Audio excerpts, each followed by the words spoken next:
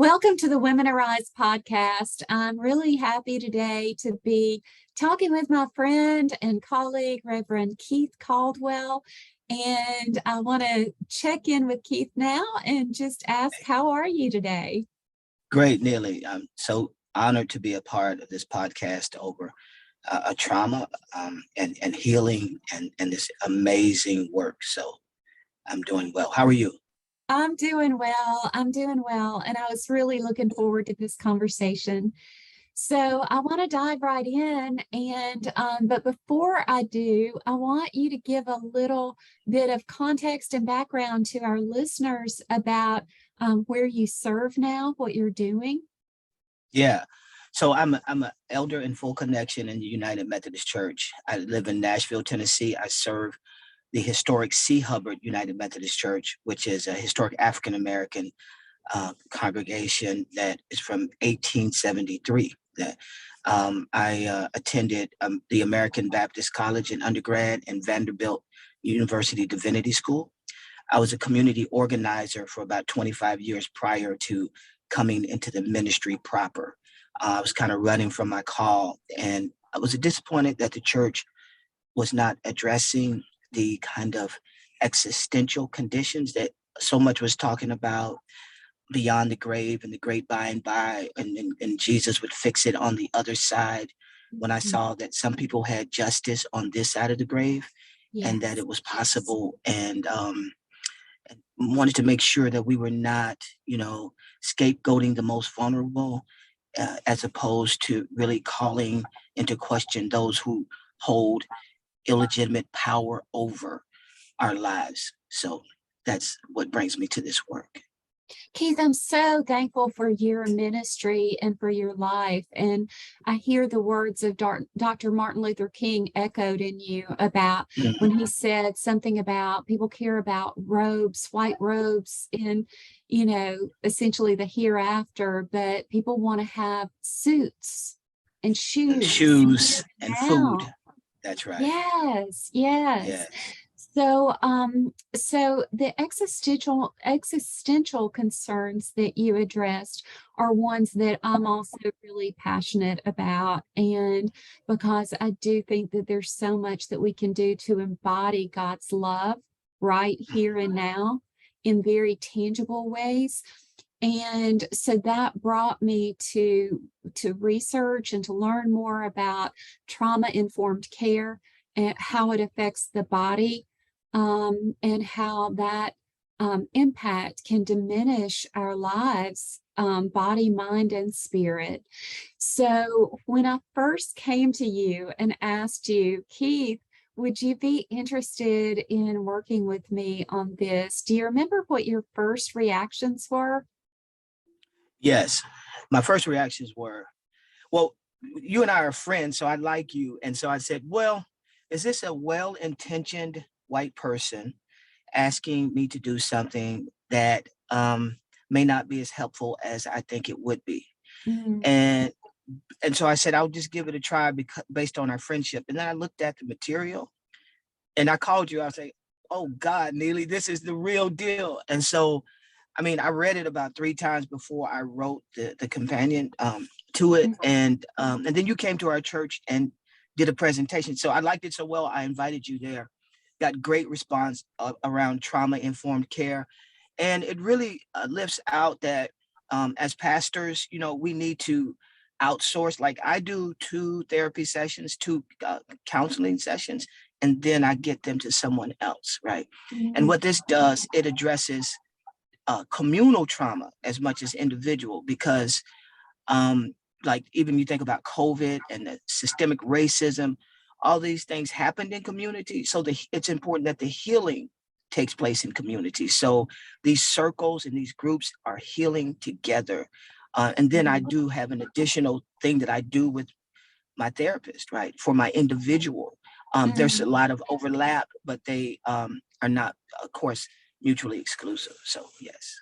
That's really powerful. And I'm so glad that you moved beyond those first thoughts and of, is this just a well-intentioned white person, because there's a lot of that goes on and then doesn't dive deep enough to really make a lasting difference. Like, I think the church is oftentimes focused on band-aid approaches. Like, oh, we're going to give some clothes, we're going to give some food, and then we walk away and pat ourselves on the back.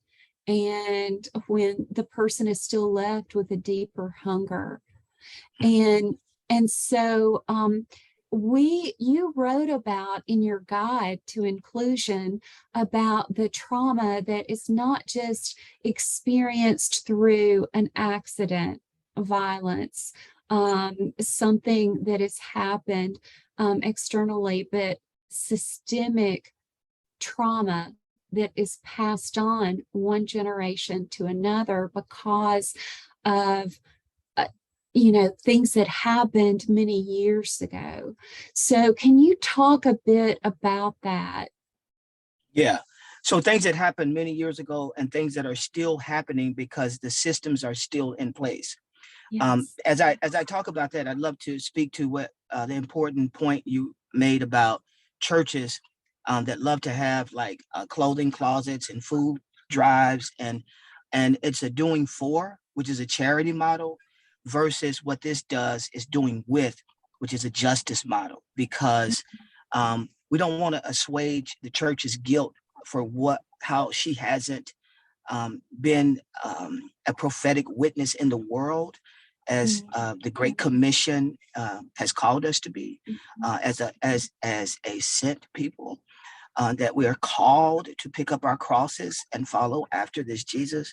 So the church writ large has kind of evacuated that calling to do band-aid, patchwork, and then to feel good about ourselves for slapping some food on someone's plate for Thanksgiving, when we should be working for them to have living wage jobs so they don't have to come to us for Thanksgiving, or Amen. affordable health care and those types of things. So I also think about what the brutal legacy of white supremacism. And let me say, when we start talking about white supremacy, sometimes people's ears close, because when we start talking about deconstructing it, they hear that we want to tear down white people.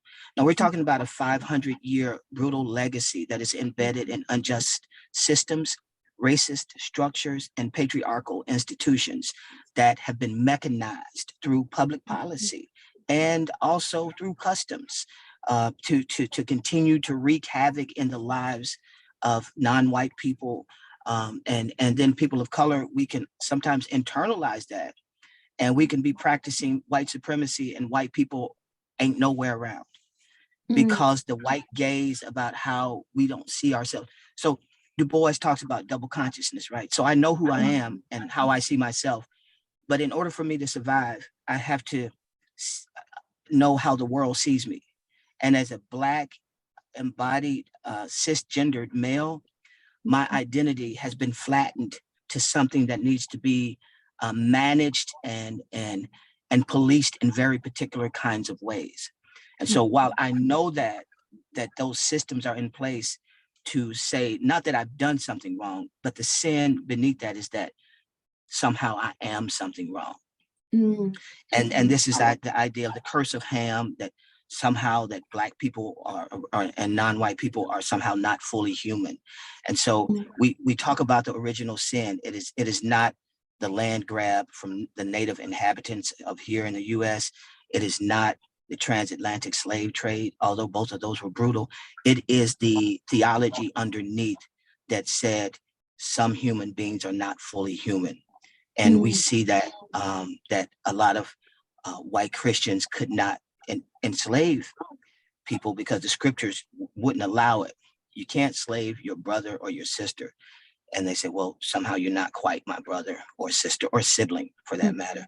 And so therefore I can do these horrendous acts in the name of God, and have the church place a sacred canopy over these atrocities.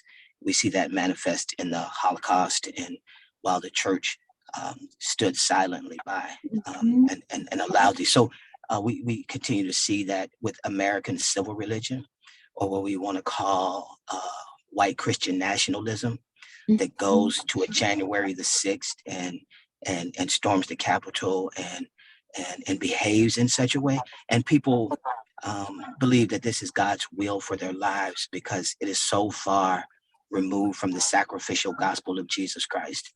Mm-hmm. So that's what the trauma is about, the ongoing trauma that gets aggravated on a daily basis through microaggressions and many other things. Yeah, absolutely. I want to say amen to everything that you just said. And it also reminds me of when I was in at Robben Island in Cape Town, South Africa, and I had visited the prison where Nelson Mandela had been held. And one of the former prisoners there had become a tour guide there. And so I talked with him after the tour and asked him what was it that empowered him to go back there to this place of horror and to move forward. And he talked about how angry he was, and that he heard Nelson Mandela say something about how it wasn't just the Black people who were oppressed. It was also the white people who were oppressed because none of them were living into their full presence. And I thought that, to me, that harkens back to the concept of sin, that like every human is living under this oppressive shield, and that under that shield, that some people start to feel better about themselves by putting down somebody else so that they are elevated, and that people don't understand that we can all be elevated. It's not about if I'm elevated, then you can't be.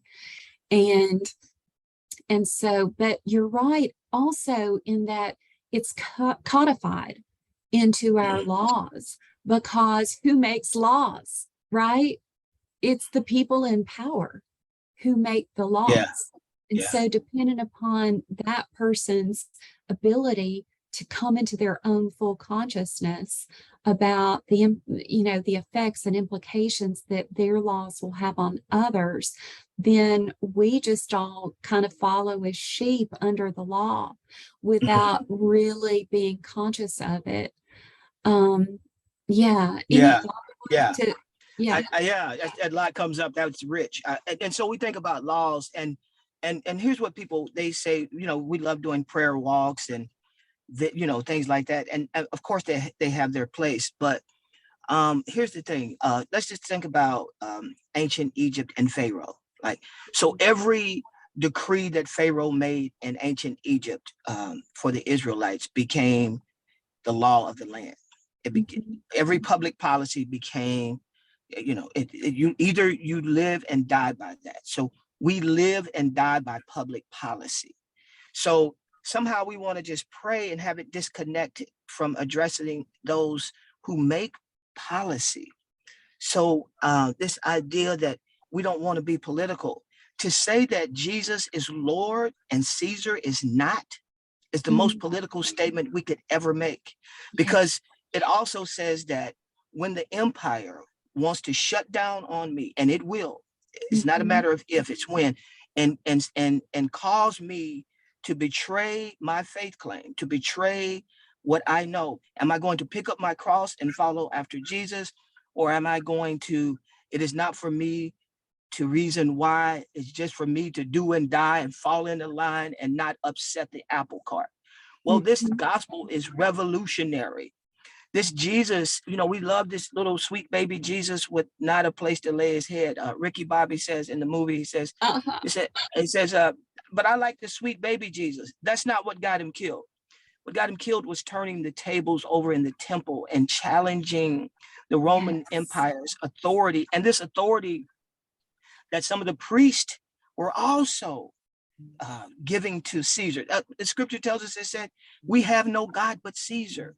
And these are priests of Yahweh, of God. And so when we hear preachers, when we hear another gospel, Paul tells the Galatians in chapter 3, "O foolish Galatians, who hath bewitched you that you should obey another gospel?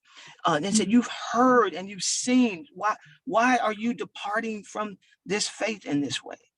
And it's so important, because that fear that I need to put someone under me, as you spoke about, that comes out of a worldview of scarcity, that there's not enough. And we serve a God of abundance, a God who has 1,000 cattle on 1,000 hills, right? The earth is the Lord's and the fullness thereof. So what happens with this model of abundance that we know, this abundance model, is that there's enough for everyone. Because with the scarcity comes greed.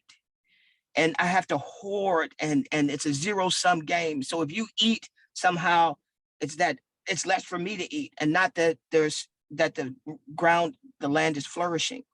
Then after this greed is fear, right? And we see it politically that they're coming for you, and that causes us to put little children in dog cages.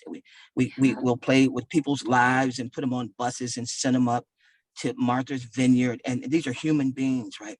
Over immigration policy that we're refusing to say, yeah, we need strong borders, and we also need to respect the humanity. These are human beings. We need to respect trade and what's forcing people to the borders. What are the economics that global trade has caused? And then because of that fear comes violence, and not just military violence, but violence of spirit, violence that I hate you. Just think about, like, Dr. King, we mentioned him, talked about the Birmingham sheriff, and he's seen how it contorted his face, and he decided that hate is too great a burden to bear, right? And so I think when someone has their boot on your neck, which is what has happened historically with Black folks, to talk to white people about that you're also hurting yourself seems like a very far stretch, yet it's very true, because I can't hold someone down in the mud without getting mud on me. And that same, we see this even in Tennessee, these rural communities that have been deindustrialized because of these factories that packed up and went, south of the border. Prisons are coming in, right? And this is the prison industrial complex, private for-profit prisons. There should never be a for-profit prison. We should not profit off of human suffering and human misery. That's a function of the state. So what happens is these people will get, primarily men, jobs as guards in these prisons. Then they go home and domestic violence shoots up. Spousal abuse, child abuse, because all this violence in the prison that they're carrying home, they're transmitting it. It shows you can't. How do we throw this off? How do we address the trauma of the violence? And so this is one thing that Triumph Over Trauma does. It first, we need to recognize it's in our bodies. Yes. In order to banish it from, and having the kind of tools to do that, which this program, it just does it. It's holistic, and it's deeply spiritually based and principled, and it's about casting out demons. Let me just go ahead and use some language that's in the Bible, right? Yeah. And sometimes we don't even want to face our own demons, right? And and it's about, sometimes healing includes laying it at the foot of the cross, going to therapy, and potentially even having medication, whatever configuration of that, for me to be in my right mind and have the right spirit. All of it is from God. Yeah, I agree. And I mean, that interweaving of body, mind, spirit is so important in this program. And I think too often we segment ourselves as if we are three disconnected parts. Like, I'm sick with, I've had a heart attack. Okay. Yeah, I go to the doctor for that. I am feeling really anxious. I go to a psychotherapist for that. I want prayer. I go to the pastor for that. And I mean, really, when we integrate all three, we can start to uncover, okay, well, how did the heart attack happen? And I mean, that's part of the study of the ACE scores, adverse childhood experience scores, and how trauma is held in your body. And people who have adverse childhood experiences are often at a higher rate for heart attacks and stroke and other diseases. And so when we come back to trauma, then we see more the fullness of ourselves as body, mind, spirit. And then when we address trauma's lasting effects on us, I think we can see outward change from the spirit, from the mind, from the body. But some of what you've talked about is looking at the trauma that comes out of, like, that results in, I should say, in domestic violence, in violence against children, violence against neighbor.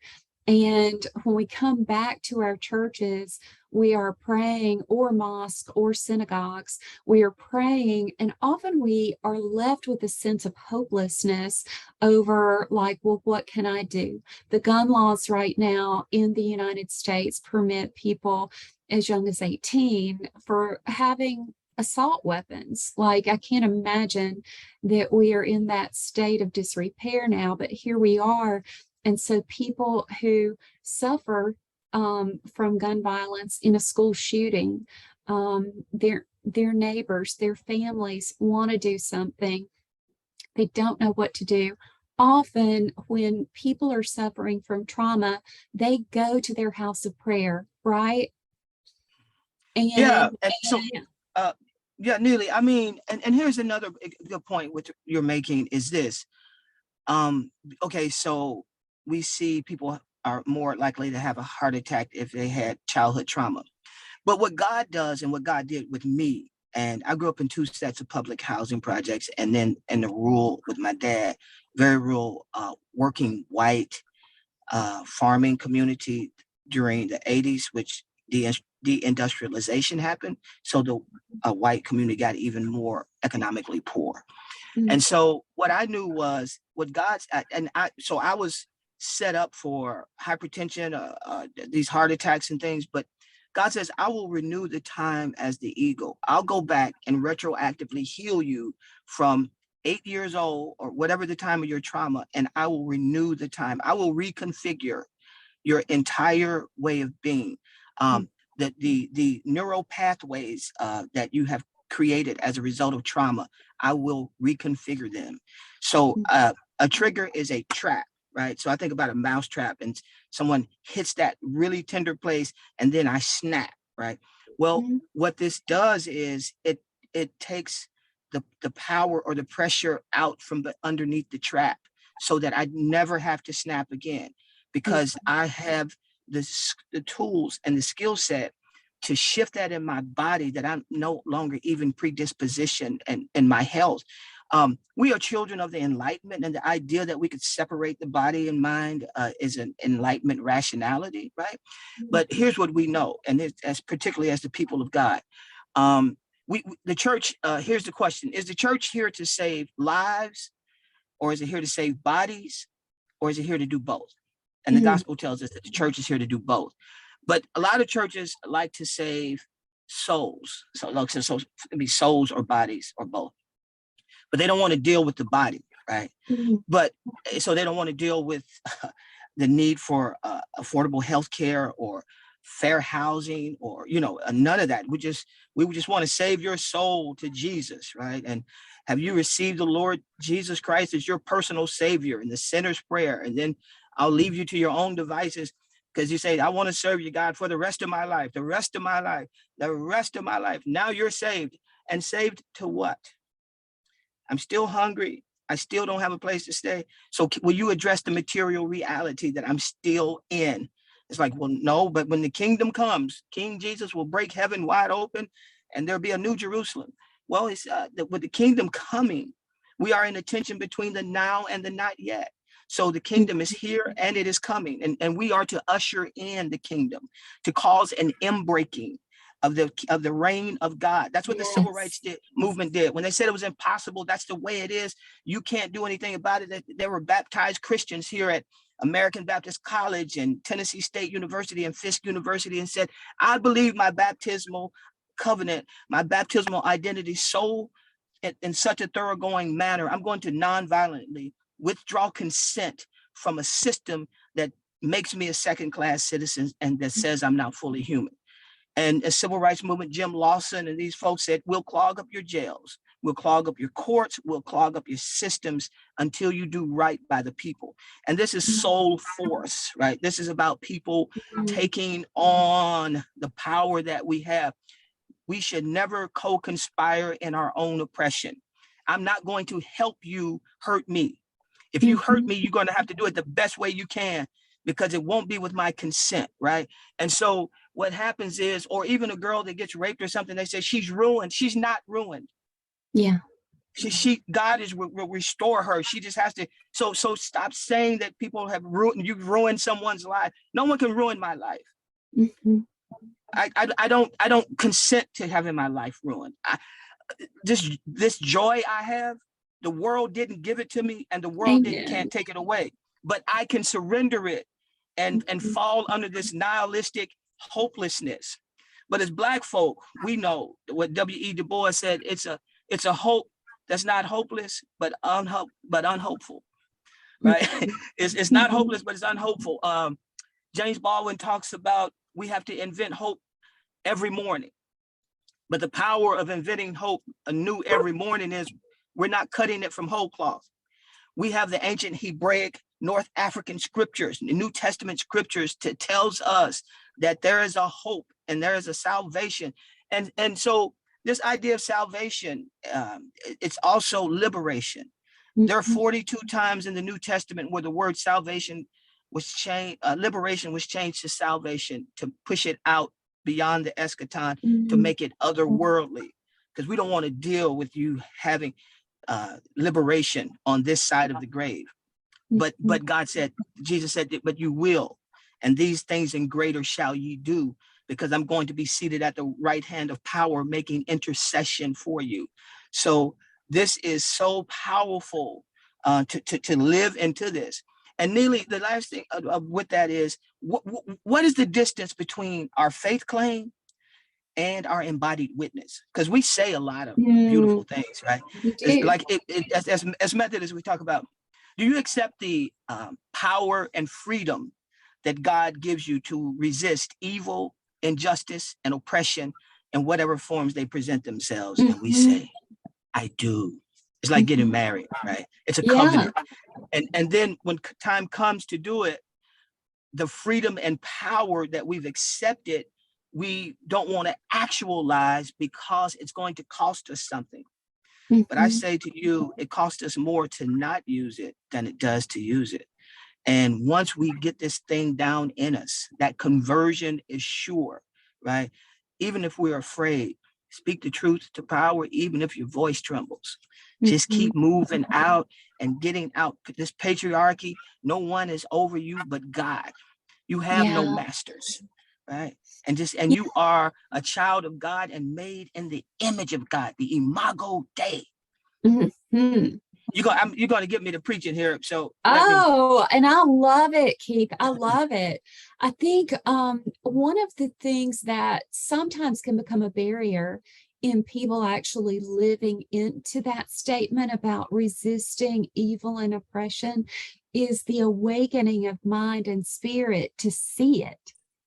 Because so many times we are walking around like we're half asleep in this life and we don't see the injustice, or maybe it's that we don't feel the power within to do anything. And so a part of the hope around Triumph Over Trauma for me personally is that people will come together in these groups across ethnic divisions, across religious divisions, across sexuality divisions, and that will come into seeing more our humanity, and that we are all human. And in that, we are all very much alike inwardly, though outwardly we are different. And I think that it can be an awakening of one another, being able to awaken within ourselves the power to do something. Also being an awakening of the suffering that other people experience in more of an up close model, because when we hear about something on the news or we hear statistics, it's easy to dismiss. It's very different when you come face to face with Oh yeah, suffering. yeah. And so you mentioned some categories that are, barriers to us coming together. And Paul puts it that there is neither Greek nor Jew. There's Mhm. neither slave nor free.